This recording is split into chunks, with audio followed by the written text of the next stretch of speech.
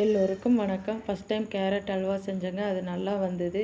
எப்படி செஞ்சேன்னு தான் இந்த வீடியோவில் சொல்ல போகிறேன். ஃபஸ்ட்டு கேரட்டை நல்லா சீவி எடுத்து வச்சுக்கோணுங்க.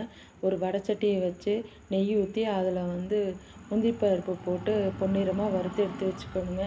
அந்த நெய்யிலேயே கேரட்டை போட்டு நல்லா அடுப்பு லோ ஃப்ளேம் வச்சு வணக்கி விட்டுட்டே இருக்கணுங்க.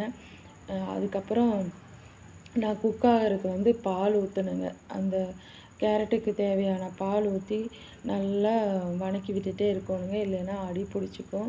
நல்லா வணக்கி விட்டுட்டே இருந்துட்டு இதுக்கு ஸ்வீட்டுக்கு சர்க்கரை போட்டேங்க. 2 டம்ளர் சர்க்கரை போட்டேன். சர்க்கரை போட்டு அது நல்லா கிளறி விட்டுட்டே இருந்தோம்னா இன்னும் கேரட்டு நல்லா குக் ஆகும். ஸ்மெல் போய் அதுக்கப்புறம் நெய் ஊற்றினேன். நெய்யும் ஊற்றலாம், ஆயிலும் ஊற்றலாம்.